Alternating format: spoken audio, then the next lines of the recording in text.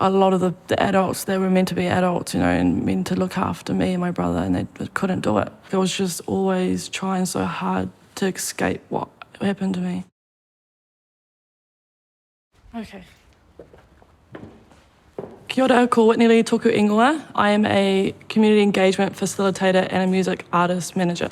I didn't think I could get through what I had battled, and being Māori, a lot of us, we keep a lot of our traumas to ourselves because it's very whakamā, or we're scared to lose our mana, and so that's why I'm here today to share that story. My childhood was very chaotic, very unsettling and not stable. I grew up in SIFs, and they would place us into these homes where they were not supervised and often abused physically, mentally and sexually. For a lot of that time in my childhood, up to I was 7, me and my brother, we lived on the street, to living in home, to finding food in the sea just so we could get by. My grandmother didn't want us living where we were staying, so she fought the court to get us back, and so, yeah, she became our guardian up until I was 16.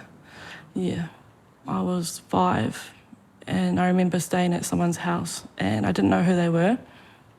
And the next morning I had to go to school, but I just didn't feel like myself. I felt really off, and I couldn't talk. I was already struggling with a speech impediment. I didn't know how to speak. I just couldn't comprehend it. And it just became a regular thing after that. I just sort of became numb. It got to a point I felt yuck, like I kind of felt gross in myself. I sort of put it aside, but when I did that, I think my body was reacting other ways, which was where my mental health came into play. I think it was when I was hearing voices at 6. I didn't quite understand what those were, and I would try to ignore them. And they came and go, but I didn't quite understand them. Teenage years, it was numb at the time. My voices were gone because I was playing sport. I was very exhilarant at school. I was prefect and captain of the first 11. My grandparents put a lot of pride into my work that I did at school to get me away from what had happened to me. Ended up being top of the class. I was just always trying so hard to escape what happened to me. I was playing for like 4 different football teams. It was ridiculous. And it was putting strain under my body and my mental state. That's when the trauma just came out of nowhere. It'd been sitting for so long. That's when I started having fainting spells on the field, and I kept fainting, and then I had to try and go to doctors and they couldn't diagnose me. We just accepted it as fainting.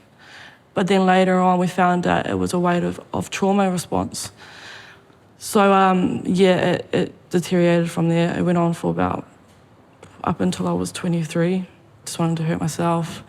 I didn't know why I was always spaced out. I was not even, I was dissociated to reality, and I couldn't create healthy relationships because it was numb. I didn't get how love worked anything that would trigger negativity in my life. When I was doing so hard to do well at school, I would just go straight into a really dark hole really fast. Wouldn't take me very long, and I'll just write notes to myself and to people who would see it. But I never really did it until I got to my 20s. It wasn't really coming to play until I got a bit older. I was sort of already thinking about it. But at the same time, I still felt disconnected anyway because I wasn't connected to my own biological family. I was always at the marae, I was learning te reo Māori, but it just didn't sit with me. When you're at school, obviously you're old and people are watching like how you're doing at school, and I'll be asked to go to these assemblies, and I'll be like, what am I coming here for? I wouldn't know. And I was always getting these Māori awards, it's only specifically for Māori people. And I thought, okay, that's cool. And then it came to year 30 and I wanted a specific role as a prefect, but I didn't actually get what I wanted. And they came up to me and said, do you want to be a Māori prefect? And I was just like, oh my God, I don't know how to speak te reo because it's been so many years.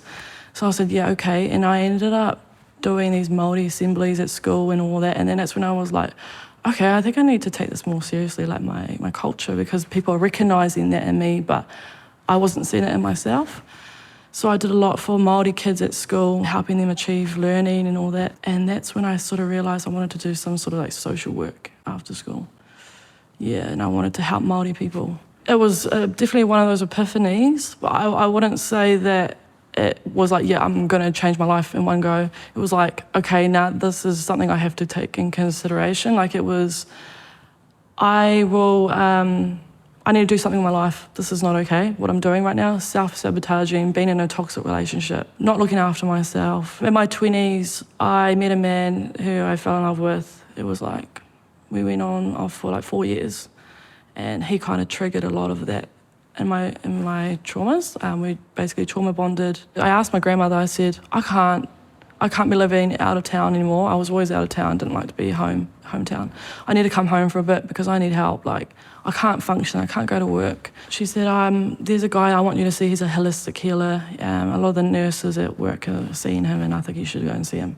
If nothing else is working, we'll try him. I was like, okay. Didn't know what I was getting myself into. She said, why don't you study on Reiki? I was like, okay. So I learned about Reiki healing. He changed my life. I've never said thank you to him, but I ended up going back to him every 6 months until I started exploring Māori healing and my own culture, because I wanted to be more connected to that through a healing aspect. Māori healing, I don't know if many people know much about it, but when I started working in mental health, I started working for Māori organisations, and they taught me a bit about Māori healing, and we learnt about rongoā, miri, and tohungas, and matakiti, which is people who give you like spiritual advice, to people who do hands-on massage and deep tissue massage. And the one that stood out to me the most was matakiti and romi. Romi is like a massage where it goes deep into your cells and removes any trauma. And I found that's been amazing as well. Like, it's removed any chronic pain I've had in my body. And the matakiti side of things allows you to have guidance in your life. And it also helps you to discover yourself and your intuition as well. I think it was definitely from that relationship triggered it the most, but also from what I had experienced growing up, seeing my people struggling, the community that I was living in, they were all going through the same thing. And I just wanted to give back, because I could understand the people coming into the space was the same people I had seen growing up. And now a lot of those kids that I used to go to holiday camps with during SIFs, because they used to take us on holiday camps to like have faith in God. And I remember those kids, they were very troubled, and unfortunately they were just in and out of jail now, and you know, they didn't get the support like me and my brother did. We were very lucky that my grandmother found us, because I don't even think I'd be here. I don't know where I'd be, to be honest, not good. I would tell young Māori women that they should connect more on our holistic side. You know, I think it's cool that a lot of us can embrace doing our kapa haka and te reo Māori and all that, but if you really want healing, you know, I reckon deep diving into, you know, our maramataka to our tohungas and embracing those, because they've been suppressed for so long in this society that it's only been recognised now in mental health spaces. For us Māori, it's back in the day we would be reaching out to a matakiti or someone who is a tohunga to fix what was going on with us, whether it was hearing voices or having anxiety and depression. What I would say to people who are struggling to not want to be here anymore is that I think to have faith, to not give up, try other ways of getting help. If medication is not working, if going to a counsellor is really not your thing, like trying holistic approaches. There's things out there now that is available to us, and just ask for it, because I didn't even know there was such things as holistic therapists. It's just having faith, finding something that you can ground yourself with. Maybe it's God or your culture, finding spirituality if that's what's going to keep you going. When I didn't know how to get out of my own depression and the suicidal thoughts, I had nothing to look out to. How could I ground myself to be here? Because nothing else was working for me. Yeah, so I was finding something that I could have faith in. If I could tell my younger self, I'd probably say the people that you're meeting right now are the right people for you. A lot of my friends were my family, and they're probably the ones that actually helped me heal as well. I think understanding what love and relationships are, because that's a reflection of whatever happened to me as a kid. A lot of the adults, they were meant to be adults, you know, and meant to look after me and my brother, and they couldn't do it. I lost a lot of trust in a lot of people. I was very reserved, and I was trapped in relationships that weren't even good for me. So learning more about myself and mindfulness and healing through practices and going to these healers, acknowledged that I needed to purge out all those bad people that didn't serve me well. Until I found people who could provide for me, show me what love was, it actually gave me a lot more healing, faster healing actually. My name is Whitney-Lee, and I am a voice of hope.